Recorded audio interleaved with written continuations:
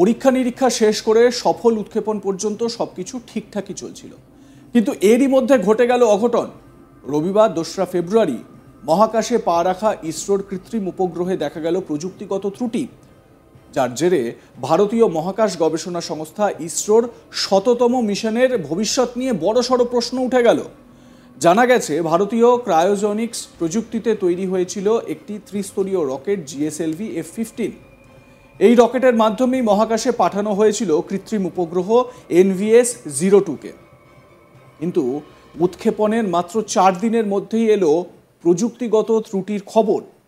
প্রসঙ্গত, বুধবার 29শে জানুয়ারি সকালে অন্ধ্রপ্রদেশের শ্রীহরিকোটার সতীশ ধওয়ান মহাকাশ সেন্টার থেকে 100তম উৎক্ষেপণটি করা হয়। এদিন ভোর 6টা 23 মিনিট নাগাদ কৃত্রিম উপগ্রহ NVS-2কে নিয়ে রওনা দেয় GSLV F-15 রকেট। ক্রায়োজেনিক্স প্রযুক্তিতে তৈরিতে ত্রিস্তরীয় রকেট GSLV F-15-এর মাধ্যমেই এই কৃত্রিম উপগ্রহ NVS-2কে মহাকাশের কক্ষপথে স্থাপন করা হয়েছিল। এই পর্যন্ত সব ঠিকঠাক ছিল, কিন্তু মাত্র 4 দিনের মধ্যেই প্রযুক্তিগত ত্রুটি ধরা পড়ায় হতাশ ইসরোর বিজ্ঞানীরা। জানা গিয়েছে, রকেটের থ্রাস্টারগুলিকে ফায়ার করার জন্য জার্কের প্রয়োজন হয়। নির্দিষ্ট ভালভ খুললেই সেই জার্ক নির্গত হতে পারে। ইসরো জানিয়েছে, সময় মতো খোলেনি ভালভ। এর জেরে রকেটে থাকা NVS-2কে কক্ষপথের নির্ধারিত জায়গায় স্থাপনের কাজও সফলভাবে করা যায়নি।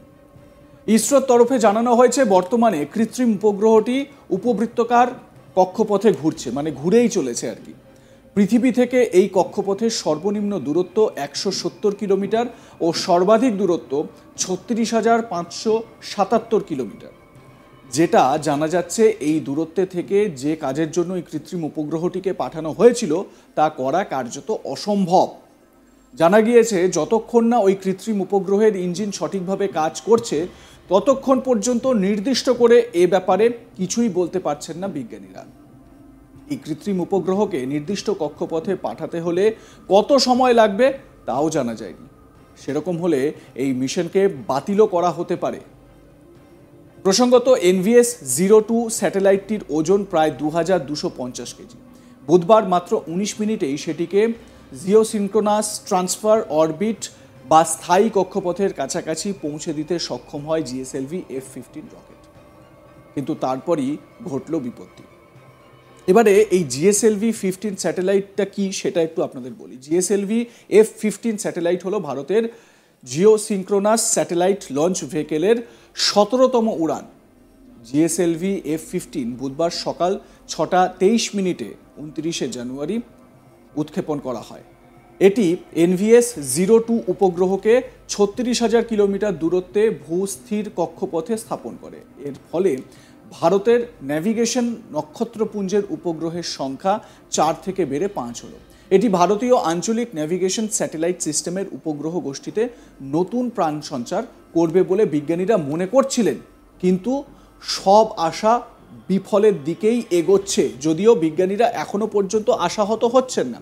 এই যে ন্যাভিগেটিং যে সিস্টেমটা, এটা আপনাদের একটু বলে রাখি। ন্যাভিগেটিং মানে আপনারা যখনই ধরুন রাস্তায় বেরোচ্ছেন, আপনারা ম্যাপ সঙ্গে সঙ্গে চালু করেন। যদি রাস্তা চিনতে না পারেন, গাড়িতে বসে বা বাইকে বসে আপনারা সবসময় নেট সার্চ করে আপনারা ম্যাপে সার্চ করেন, তাই না? এবারে এই ম্যাপের মাধ্যমে আপনারা আপনাদের গন্তব্যে পৌঁছে যান সঠিকভাবে। ভারতও নিজস্ব প্রযুক্তি ব্যবহার করে সেই ন্যাভিগেটিং সিস্টেমকে আরও উন্নত করার চেষ্টা করছে, যাতে ভারতের যারা নাগরিক তারা নিজস্ব সফটওয়্যারের মাধ্যমেই বা নিজস্ব ন্যাভিগেটর সিস্টেমের মাধ্যমেই তারা ম্যাপিং করতে পারে। এবার আপনাদের বলি, এই যে GSLV F-15 তার সঙ্গে যে NVS-02 উপগ্রহকে নিয়ে গেছে তার সম্পর্কে। NVS-02 হলো ভারতের ন্যাভিগেশন উপগ্রহের নতুন প্রজন্মের দ্বিতীয় উপগ্রহ, মানে নেক্সট জেনারেশন সেকেন্ড স্যাটেলাইট। এটি ন্যাভিগেশন উইথ ইন্ডিয়ান কনস্টেলেশন সিস্টেমের অংশ। NAVLC হলো ভারতের আঞ্চলিক উপগ্রহ ন্যাভিগেশন সিস্টেম। এটি ভারত এবং পার্শ্ববর্তী অঞ্চলের ব্যবহারকারীদের জন্য সঠিক অবস্থান, গতিবেগ এবং সময়ের তথ্য প্রদানের জন্য তৈরি করা হয়েছে। এটি ভারত থেকে 1500 কিলোমিটার দূর পর্যন্ত কাজ করে। এটি একটি দেশীয় ক্রায়োজেনিক পর্যায় সহ GSLV-র 8তম বা 8ম অপারেশনাল ফ্লাইট NVS-02 NAVLC এর পরিষেবা উন্নত করতে সাহায্য করবে। এটি ন্যাভিগেশন, সুনির্দিষ্ট কৃষিকাজ, জরুরি পরিষেবা, বহর ব্যবস্থাপনা এবং মোবাইল ডিভাইসের অবস্থান পরিষেবার জন্য ব্যবহৃত হয়। এতে বিদেশি ন্যাভিগেশন সিস্টেমের উপর ভারতের নির্ভরশীলতা কমতে পারে বলে মনে করা হচ্ছে। ঠিক যে কথাটা কিছুক্ষণ আগে আপনাদের বলছিলাম, আপনারা যে আপনাদের ফোনে ন্যাভিগেশন সিস্টেম ব্যবহার করেন, যে ম্যাপ আপনারা ব্যবহার করেন, সেটা ছেড়ে ইন্ডিজিনিয়াস মানে ভারতের নিজস্ব কোনো প্রোডাক্ট সেটা আপনারা ব্যবহার করার সুযোগ পেতেন। কিন্তু এই মুহূর্তে যা পরিস্থিতি, তাতে করে এই মিশন সফল হলো না বলেই মনে করা হচ্ছে প্রাথমিকভাবে, যদিও বিজ্ঞানীরা ততটাও আশাহত হননি। এছাড়াও এর মাধ্যমে কি করা যাবে এবারে একটু বলি। এছাড়াও অসামরিক ও সামরিক উভয় অ্যাপ্লিকেশনের জন্য নির্ভরযোগ্য ন্যাভিগেশন পরিষেবা প্রদান করতে পারবে এই স্যাটেলাইট, যা ভারতের নিরাপত্তার জন্য বড় দিক। NVS-02 স্যাটেলাইটটি ইউআর স্যাটেলাইট সেন্টারে অন্যান্য উপগ্রহ ডিজাইন করতে তৈরিতে সাহায্য করেছে। পারমাণবিক ঘড়ির ত্রুটির কারণে আগের প্রজন্মের কিছু স্যাটেলাইট লোকেশন ডেটা দেওয়া বন্ধ করে দিয়েছিল। একটি স্যাটেলাইট ভিত্তিক পজিশনিং সিস্টেম বোর্ডে থাকা পারমাণবিক ঘড়িগুলি ব্যবহার করে এটি থেকে সিগন্যাল যেতে এবং পিছনে যেতে সময় নিখুঁতভাবে পরিমাপ করে বস্তুর অবস্থান নির্ধারণ করে। ইসরোর তরফে জানানো হয়েছিল GSLV F-15 NVS-02 স্যাটেলাইটকে জিওসিঙ্ক্রোনাম ট্রান্সফার অরবিটে পৌঁছে দেওয়া হবে, কিন্তু সেই অরবিটে পৌঁছে দিতে গিয়ে সমস্যা হচ্ছে। আপনাদের একবার যে ভিডিওটা স্ক্রিনে চলছে সেটা একটু ভালো করে দেখাই এবং এটার মাধ্যমে আপনারা বোঝার চেষ্টা করুন যে কিভাবে এই স্যাটেলাইটগুলো কাজ করে। দেখুন, পৃথিবীর যে অরবিটে এই স্যাটেলাইটটিকে বা NVS-02কে পৌঁছে দেওয়ার কথা চলছিল, জিওসিঙ্ক্রোনাম ট্রান্সফার অরবিটে পৌঁছে দেওয়ার একটা প্রয়াস চলছিল, যেটাতেই এই বিপত্তি।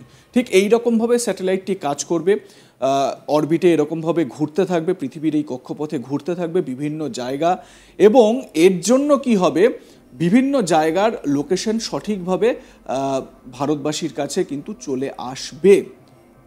অনেকে আবার এটাও বলছেন যে দেখুন, অনেক সময় সীমান্তে অনেক রকম ক্ল্যাশ হয়, সীমান্তে অনেক রকম সমস্যা দেখা দেয়, দু দেশের সেনাবাহিনীর মধ্যে সমস্যা দেখা দেয়, যে ঠিক যেরকম ভারত এবং চীনের মধ্যে সাম্প্রতিক কয়েক বছর আগে যে ঘটনাগুলো ঘটেছিল 2020 সাল নাগাদ, তার পরবর্তী সময়, যদিও সেই পরিস্থিতি এখন অনেকটা ঠিক হয়েছে, তো ওই রকম ক্ষেত্রেও এই ন্যাভিগেশন সিস্টেম কাজ করবে এমনটা বলাই যায়। কিন্তু যেহেতু এই মিশনের সফলতা নিয়ে একটা প্রশ্ন রয়ে গিয়েছে, স্বাভাবিকভাবে এটা যে একদম মিশন সাকসেসফুল হলো না তেমনটাই প্রাথমিকভাবে মনে করছেন বিজ্ঞানীরা।